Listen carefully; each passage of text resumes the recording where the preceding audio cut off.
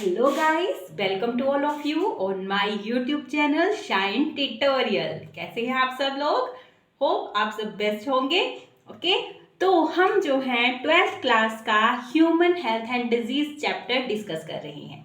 ठीक है, उसमें हमने जो है हेल्थ के बारे में डिस्कस करा है, डिजीज के बारे में डिस्कस करा है और जो बैक्टीरियल डिजीज थी उसके बारे में डिस्कस करा था। तो आज हम वायरल और पैथोजन से होने वाली डिजीज के बारे में डिस्कस करेंगे। ओके गाइस, स्टार्ट करते हैं। वायरल डिजीज पढ़ने से पहले हम ये जानते हैं कि वायरस होता क्या है। ठीक है, वायरस लिविंग में आता है या नॉन लिविंग में आता है? देखिए, वायरस जो है जब तक ये अगर होस्ट के सेल यानी किसी ऑर्गेनिज्म की बॉडी में एंटर नहीं करा है, ठीक है, तब तक तो ये नॉन लिविंग होगा।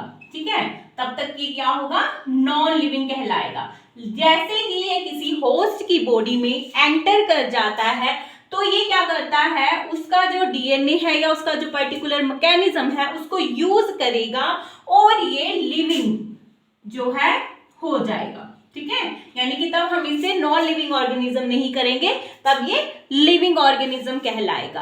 और अब हम जो है वायरस से होने वाली जो भी डिजीज है उसको एक टेबल में स्टडी करते हैं। ओके, सबसे पहले हम देखते हैं कि वायरल डिजीज है कौन कौन सी। ठीक है, तो इसके लिए कुछ डिजीज मैंने अभी लिखी है। इसके लिए जो आपके पास ट्रिक है दैट इज हार्पिक। हार्पिक यानी एच से हेपेटाइटिस। तो हेपेटाइटिस वायरस से ये कॉज होती है और हेपेटाइटिस वायरस जो है वो 5 टाइप्स का होता है।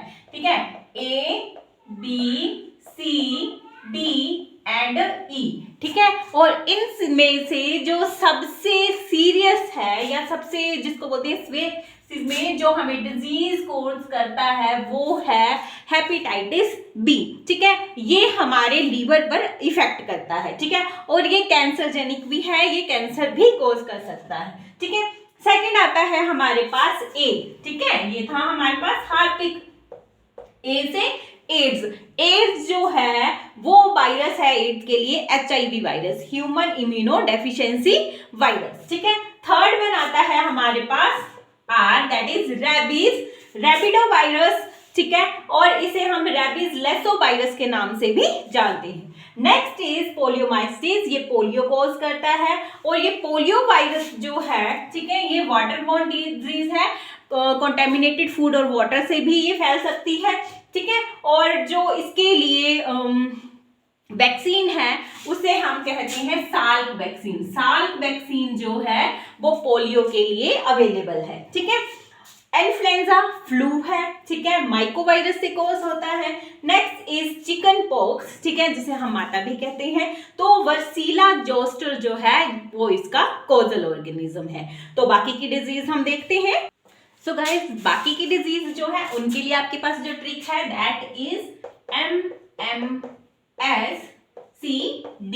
ठीक है, हार्पिक MMSCD। ठीक है, तो MM से हमारा आ जाएगा मम्प्स ऑर्थो रुबेलो वायरस है इसका। ठीक है, कॉजल ऑर्गेनिज्म। मिसल्स के लिए इसे हम जर्मन रुबेला भी कहते हैं, रुबेलो वायरस है इसका कॉजल ऑर्गेनिज्म। स्मॉल पॉक्स के लिए है वायरोला वायरस एंड चिकनगुनिया के लिए चिकनगुनिया वायरस एंड डेंगू के लिए फ्लेवी अर्बो वायरस। ठीक है, तो ये है हमारी वायरस से होने वाली डिजीज और उनके कॉजल ऑर्गेनिज्म। तो आइए अब एनसीईआरटी पे आते हैं। गाइस, अब हम आते हैं एनसीईआरटी पे। एनसीईआरटी में जो फर्स्ट ऑफ ऑल आपको वायरल डिजीज दी है, ठीक है, दैट इज कॉमन कोल्ड। तो एनसीईआरटी क्या बोलती है कि rhino virus represent one such group of the virus which cause one of the more infectious human ailment that is common cold। ठीक है, राइनो वायरस जो है वो कॉज करता है कॉमन कोल्ड जो आम हम सभी को ही होता है।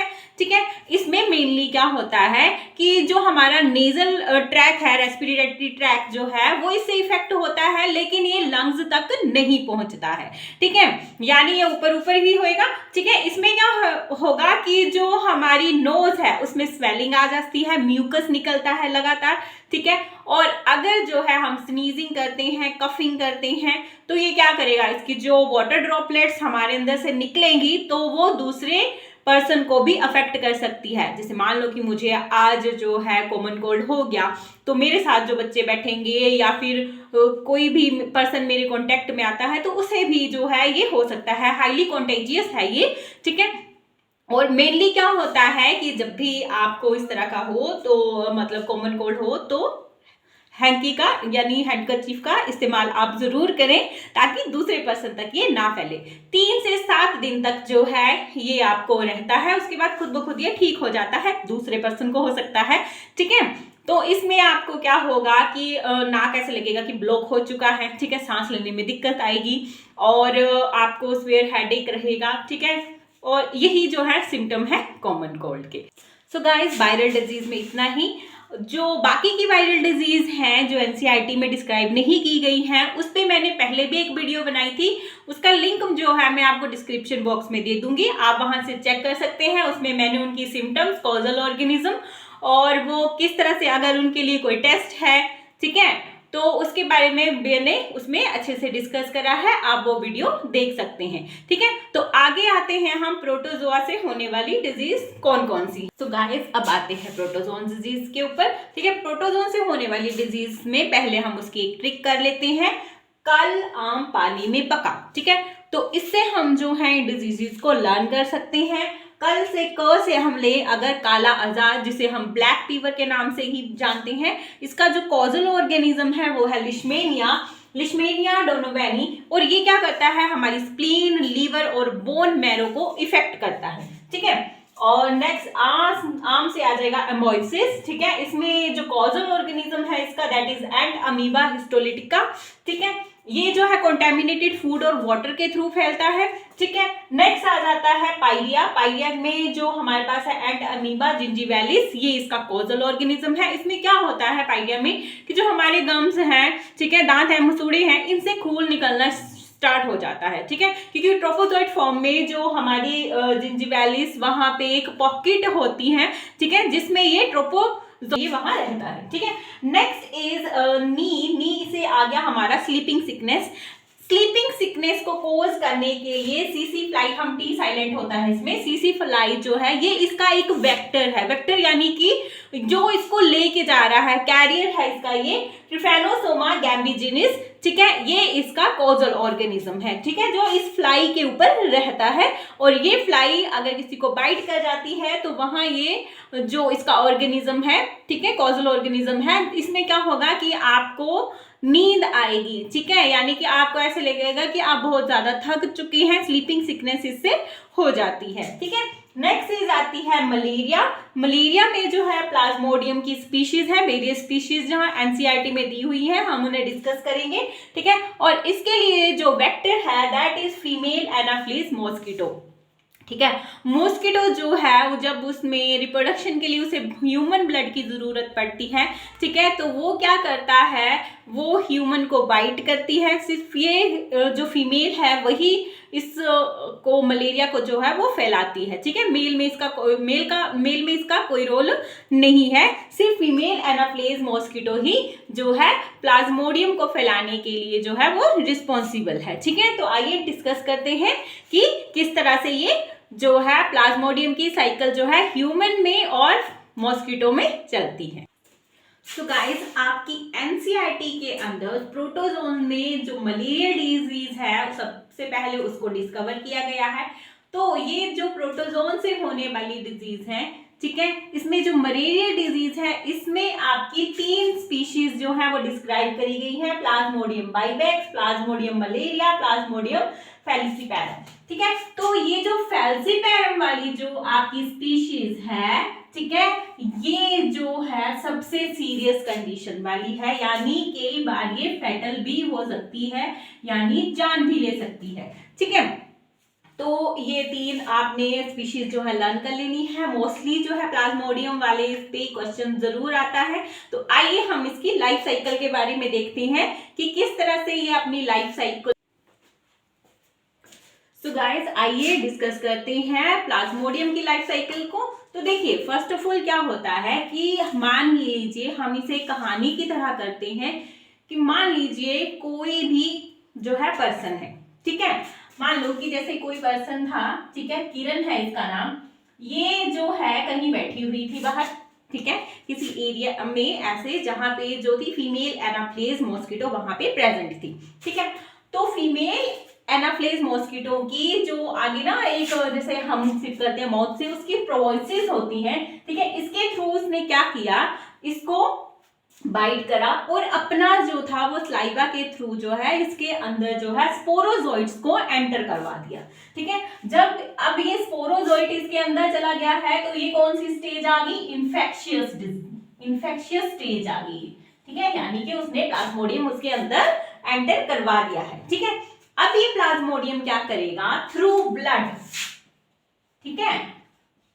अब क्या हुआ कि जब वो स्पोरोजोइट स्टेज में किरण के अंदर चला गया, ठीक है, अब क्या करेगा, वो किरण की बॉडी के अंदर घूमना स्टार्ट कर देगा, ठीक है। तो वहां जब वो उसकी बॉडी में जाएगा तो उसके लिए उसको कुछ ना कुछ ट्रांसपोर्टर का साधन तो चाहिए ही ना, तो वहां पे उसको ब्लड मिल गया, ठीक है। तो ब्लड के साथ वो बैठ गया और वो पहुंच गया लीवर में। अब देखिए लीवर में हमारा fat in the form of glycogen जो है वो स्टोर होता है, ठीक है। अब किरण ने बहुत सारा खाना खाया है, जब उसने बहुत सारा खाना खाया है, ठीक है, पूड़ियां खाई हैं, ठीक है, जो भी उसको अच्छा लगता है, ठीक है, चाट पकौड़ी, तो अब उसके लीवर में जो ग्लाइकोजन है, अब ये क्या करेंगे, ये स्पोरोजाइट वहां पे जाके अटैक करेंगे, ठीक है।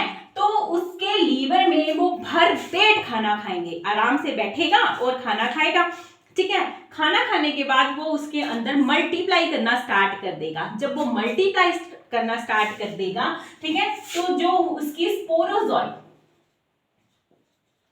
स्टेज से अब वो क्या है, खा पी के एक मोटा तगड़ा हो गया है, अब वो पहले क्रिप्टोमीरोजाइट्स, ठीक है, और उसके बाद मीरोजोइट स्टेज में पहुंच जाएगा, ठीक है। अब क्या किया, अब वो लीवर में बैठे बैठे बोर हो गया है, ठीक है, लीवर की सेल को वो ब्रस्ट कर देगा, ठीक है। फाड़ के वहां से कहां चला जाएगा, ब्लड में जो आरबीसीज होती हैं उसमें, आरबीसीज के अंदर जाके, ठीक है, वो फिर आगे ट्रांसपोर्ट करना स्टार्ट, यानी ब्लड के थ्रू वो ट्रांसपोर्ट करेगा हमारी बॉडी में। अब जब वो आरबीसीज में बैठा है, ठीक है, तो आरबीसीज में वहां पे हमारा जो रेड ब्लड सेल है तो उसमें क्या होती है, हीमोग्लोबिन, ठीक है। तो ये क्या करेगा, हीमोग्लोबिन को जो है वो यूज अप करेगा, और वहां पे जब इसको यूज अप करेगा तो जो है वो एक केमिकल सिक्रीट करेगा, ठीक है। जो केमिकल है दैट इज हीमोजोइन, ठीक है। ये जो हीमोजोइन होगा, इसी की वजह से आपको क्या होगा, जब मलेरिया हो जाता है तो उस पर्सन को क्या आता है, हाई फीवर आता है, ठीक है, उसको बहुत ज्यादा कपकपी ठंड लगती है, ठीक है। तो ये कंडीशन जो है अब होना स्टार्ट हो जाएगी, ठीक है। अब क्या करेगा, फिर वो आरबीसीज में भी बैठा बैठा थक गया है, अब वो क्या करेगा, अब वो यहाँ पे जो डिवाइड करा था ना, मल्टीप्लाई करा था, वो एसेक्सुअली डिवाइड करा था।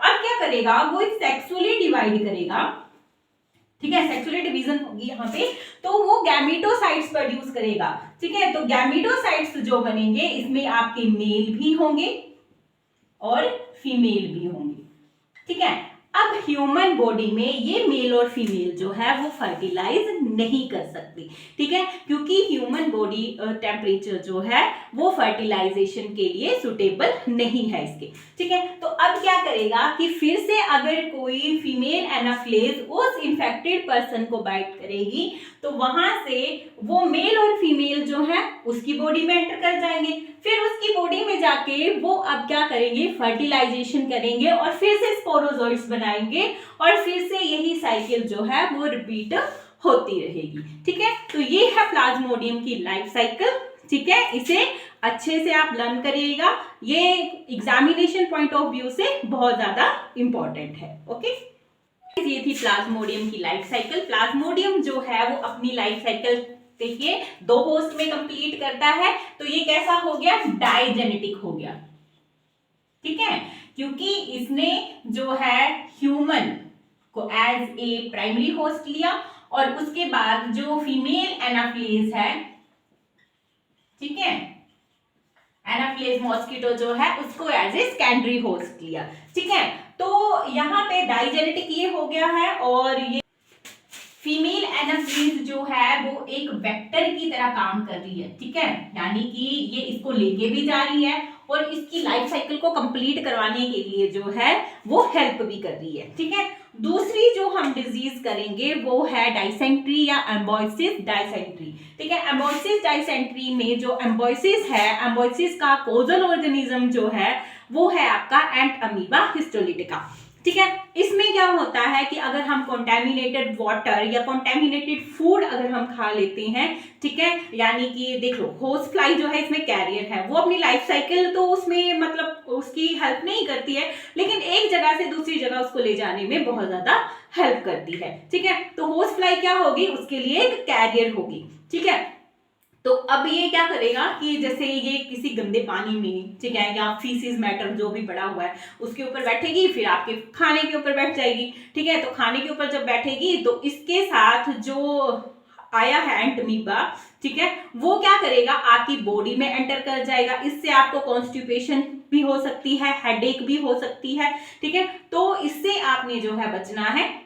सो गाइज एम्बोसिस के बारे में भी हमने स्टडी कर लिया, ठीक है। कंप्लीट हाइजीन जो है, स्वस्थ खाइए स्वस्थ रहिए, ठीक है। तो यही इसका जो है एक तरह से प्रिवेंशन है कि हम इस डिजीज से बच सकते हैं, ठीक है। तो आज के लिए बस इतना ही, ठीक है।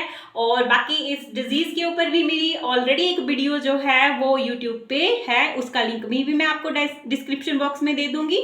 बाकी के जो टॉपिक है उसको हम कल स्टडी करेंगे। Till then good bye.